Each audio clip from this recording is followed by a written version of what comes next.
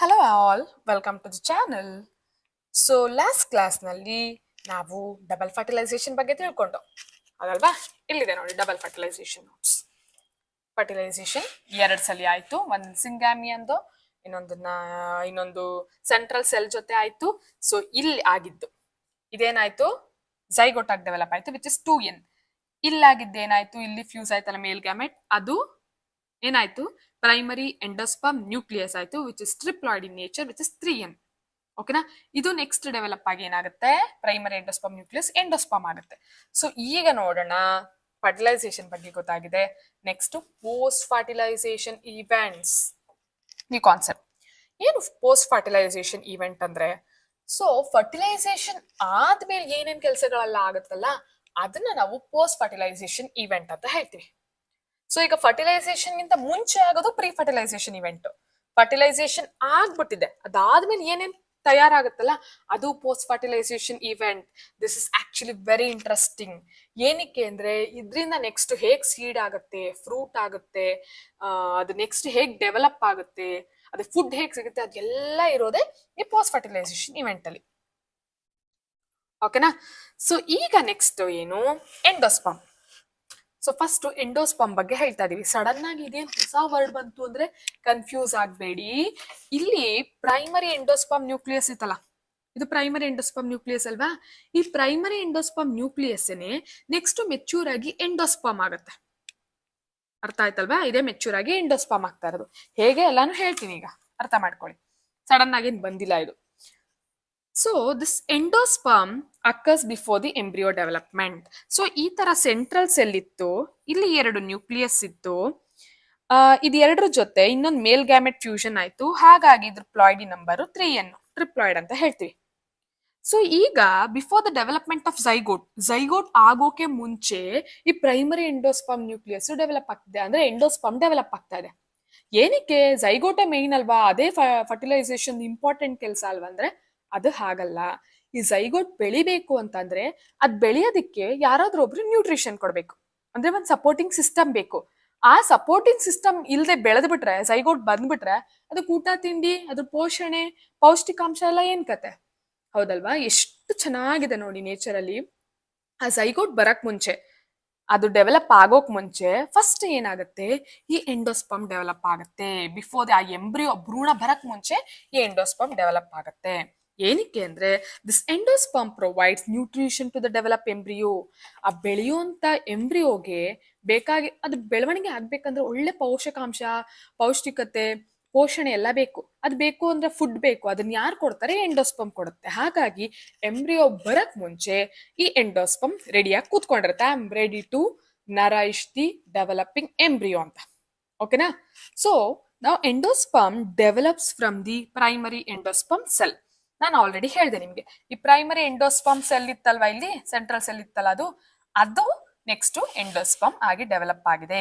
And endosperm is generally triploid which is 3n.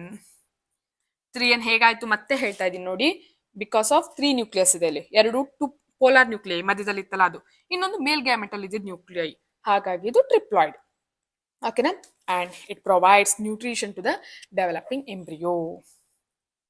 ಓಕೆನಾ, so ಈಗ ಏನಾಗುತ್ತೆ ನೆಕ್ಸ್ಟ್, ಈ ಪ್ರೈಮರಿ ಎಂಡೋಸ್ಪರ್ಮ್ ನ್ಯೂಕ್ಲಿಯಸ್ ಹೇಗಾಗ್ತಾ ಹೋಯ್ತು ಅದು ಎಂಡೋಸ್ಪರ್ಮ್ ಹೇಳ್ತೀನಿ ಕೇಳಿ. ಅದಕ್ಕೊಂದು ಸೂಪರ್ ಎಕ್ಸಾಂಪಲ್ ಕೊಡ್ತೀನಿ, ನಿಮ್ಗೆ ಕಾನ್ಸೆಪ್ಟ್ ಕ್ರಿಸ್ಟಲ್ ಕ್ಲಿಯರ್ ಆಗಿ ಅರ್ಥ ಆಗ್ಬಿಡುತ್ತೆ. ಜಸ್ಟ್ 2 minutes ಅಲ್ಲಾರ್ದೆ ಕೇಳಿಸ್ಕೊಳ್ಳಿ.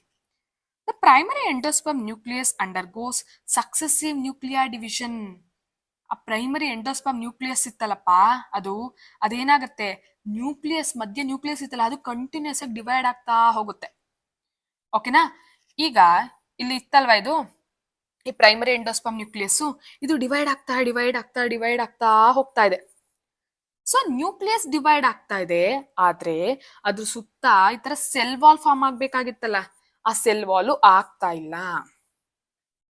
ಓಕೆನಾ, ಈ ಸ್ಟೇಜ್ ನಾವೇನಂತ ಹೇಳ್ತೀವಿ ಅಂದ್ರೆ ಫ್ರೀ ನ್ಯೂಕ್ಲಿಯರ್ ಎಂಡೋಸ್ಪರ್ಮ್ ಅಂತ ಹೇಳ್ತೀವಿ. ಈಗ ಕ್ಲಿಯರ್ ಆಗಿ ಅರ್ಥ ಆಗ್ಬೇಕು ಅನ್ನೋ ಒಂದು ಎಕ್ಸಾಂಪಲ್ ಕೊಡ್ತೀವಿ ನೋಡಿ. ಈಗ ಎಲ್ಲಾರು ಎಳ್ನೀರ್ ಕುಡಿತೀರಾ, ಹೌದಲ್ವಾ. ಆ ಎಳ್ನೀರಲ್ಲಿ ಆ ಮಧ್ಯದಲ್ಲಿ ನೀರ್ ಕುಡಿತೀವಲ್ಲ ನಾವು, which is nothing but free nuclear endosperm. ಅಂದ್ರೆ ಅಲ್ಲಿ ಫ್ರೀ ನ್ಯೂಕ್ಲಿಯರ್, ಫ್ರೀ ಏನಕ್ಕೆ, ಅದನ್ನ ಕಟ್ ಹಾಕಕ್ಕೆ, ಅದನ್ನ ಅದ್ರ ಸುತ್ತ ಒಂದು ಸೆಲ್ ವಾಲ್ ಇಲ್ಲ, ಅದು ಈಸಿಯಾಗಿ ಫ್ಲೋ ಆಗಿ ಓಡಾಡ್ತಾ ಇದೆ, ಹೌದಲ್ವಾ? ಹಾಗಾಗಿ ಅದನ್ನ ಫ್ರೀ ನ್ಯೂಕ್ಲಿಯರ್ ಎಂಡೋಸ್ಪಮ್ ಅಂತ ಹೇಳ್ತೀವಿ. ಸೊ ಸ್ವಲ್ಪ ಮೆಚ್ಯೂರ್ ಆಗ್ತಾ ಆಗ್ತಾ ಏನಾಗುತ್ತೆ, ಈ ನ್ಯೂಕ್ಲಿಯರ್ ಇತ್ತಲ್ಲ, ಫ್ರೀ ನ್ಯೂಕ್ಲಿಯಸ್ ಎಲ್ಲ, ಈ ಫ್ರೀ ನ್ಯೂಕ್ಲಿಯಸ್ ಹೀಗೆಲ್ಲ ಇದೆ ಅಲ್ವಾ, ಹೀಗೆ ಎಳ್ನೀರ್ದು, ಇದು ಸುತ್ತ ಏನಾಗುತ್ತೆ, ನಿಧಾನಕ್ಕೆ ಹೀಗೆ ಸೆಲ್ ವಾಲ್ ಫಾರ್ಮೇಶನ್ ಆಗ್ತಾ ಹೋಗುತ್ತೆ. ಓಕೆನಾ? ಸೊ ಯಾವಾಗ ಸೆಲ್ ವಾಲ್ ಫಾರ್ಮೇಶನ್ ಆಗ್ತಾ ಹೋಗುತ್ತೆ, the endosperm becomes cellular endosperm. So ಅದೇನಾಗುತ್ತೆ, ಸುತ್ತ ಗಂಜಿಯಾಗಿ ಫಾರ್ಮ್ ಆಗ್ತಾ ಹೋಗುತ್ತೆ. ಕಾನ್ಸೆಪ್ಟ್ ಅರ್ಥ ಆಯ್ತಾ ಈಗ? ಎಳ್ನೀರ್ ಬಂದು ಫ್ರೀ ನ್ಯೂಕ್ಲಿಯರ್ ಎಂಡೋಸ್ಪಮ್. ಅದನ್ನ ಏನಕ್ಕೆ ಎಳ್ನೀರು, ಅದಿನ್ನು ಎಳೆದಾಗಿದೆ, ಬಲ್ತಿಲ್ಲ, ಎಳೆದಾಗಿರೋದಕ್ಕೆ ಅದನ್ನ ಎಳ್ನೀರು ಅಂತ ಹೇಳ್ತಾ ಇದೀವಿ.